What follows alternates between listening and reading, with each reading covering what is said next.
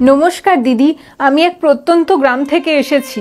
আজ আমার জিরো থেকে হিরো হওয়া এবং হিরো থেকে আবারও জিরো হওয়ার কাহিনী তোমাকে শোনাতে এসেছি। দিদি, ছোট থেকে আমার স্বপ্ন ছিল আমি বড় হয়ে টিচার হব, কিন্তু স্কুলের এক্সামে আমি চিটিং করতাম বলে আমাকে সবাই চিটার বলতো।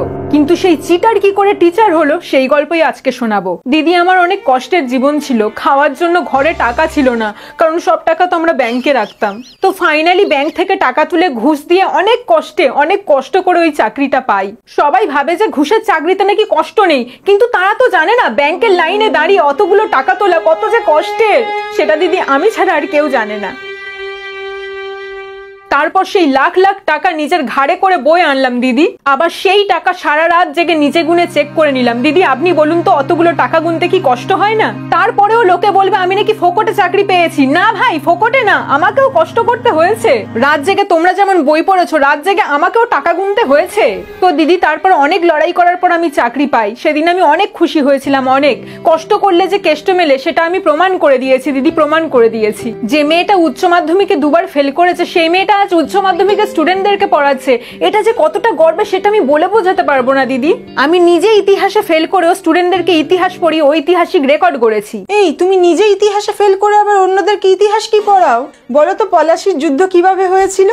আমার মতো মহান টিচারকে এই সমস্ত তুচ্ছ প্রশ্ন করে বিব্রত করবেন না দিদি। পলাশীর যুদ্ধ কিভাবে হয়েছিল সেটা জানার জন্য, সেটা বোঝার জন্য আমাদেরকে সর্বপ্রথম পলাশ বাগানে যেতে হবে। আমরা সবাই দেখেছি পলাশ ফুলের সৌন্দর্য, আর সেই পলাশ ফুল পছন্দ করতেন এক সুন্দরী রাজকুমারী। তাই রোজ রাজকুমাররা ভিড় করতেন পলাশ বাগানে, কে আগে রাজকুমারীকে পলাশ ফুল তুলে দিতে পারে।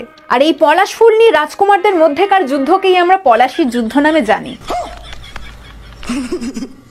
আচ্ছা বলুন তো দিদি, রবীন্দ্রনাথ ঠাকুর নোবেল কেন পেয়েছিলেন?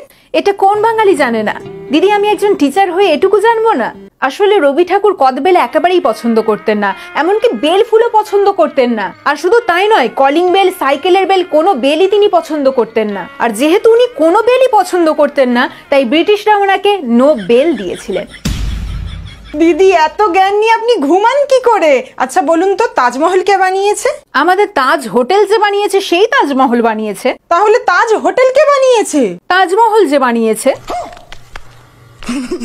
আচ্ছা বলুন তো ঠান্ডা যুদ্ধ কবে এবং কেন হয়েছিল? ঠান্ডা যুদ্ধ কবে মানে? দিদি, ঠান্ডা যুদ্ধ তো প্রত্যেক বছরই হয়। প্রত্যেক বছর ঠান্ডার সময় স্নান করা নিয়ে আমাদের বাড়িতে যে যুদ্ধ হয় তাকেই আমরা ঠান্ডা যুদ্ধ বলে জানি। গান্ধীজির ডান্ডি মাছ সম্পর্কে কি জানেন বলুন? এটা তো খুবই সিম্পল দিদি। আমরা সবাই জানি গান্ধীজি সচরাচর নাচতে পছন্দ করতেন না, কিন্তু এক সময় মার্চ মাসে তিনি ডান্ডিয়া নাচেন। হ্যাঁ, সাধারণত ডান্ডিয়া ফেস্টিভ্যাল অক্টোবরে হয়, নবরাত্রির সময়, কিন্তু গান্ধীজি যেহেতু মার্চ মাসে ডান্ডিয়া নেচেছিলেন তাই সেটাকেই আমরা ডান্ডি মাছ হিসেবে জানি। দিদি, গান্ধীজির সম্পর্কে তো আপনি বিশাল জানেন দেখছি। আচ্ছা, গান্ধীজির লবণ সত্যাগ্রহ সম্পর্কে কি জানেন? আসলে গান্ধীজি একবার খেতে বসেছিলেন, কিন্তু আশ্চর্যজনকভাবে খাবারে লবণ কম ছিল, তাই তিনি লবণ খোঁজার উদ্দেশ্যে বেরিয়ে পড়েন। এবার আমাদের বাড়িতে লবণ ফুরিয়ে গেলে কি করি? পাশের দোকান দিয়ে লবণ কিনে আনি। কিন্তু গান্ধীজি তো আমাদের মতো ছিলেন না, তিনি তো মহাত্মা, মহান তার হৃদয়। তিনি চাননি সামান্য লবণের জন্য দোকানদারকে বিরক্ত করতে, তাই তিনি লবণ খুঁজতে খুঁজতে নতুন এক গ্রহে পৌঁছে যান, আর সেখানে সত্যি সত্যি লবণ খুঁজে পান। আর তাই জন্যই তিনি সেই গ্রহের নাম দেন লবণ সত্যগ্রহ। আর আমরা যে এই টাটা কোম্পানির লবণ খাই সেটাও কিন্তু ওই লবণ সত্যগ্রহ থেকেই আসে। দিদি, বোঝাই যাচ্ছে আপনি অনেক অভিজ্ঞ টিচার। তাই আপনাকে শেষ প্রশ্ন করতে চাইছি, আর সেটা হলো আপনি বস্টন টি পার্টির সম্পর্কে কি জানেন বলুন? আসলে এই বোস্টন টি পার্টির অনেক বড় একটা ইতিহাস রয়েছে।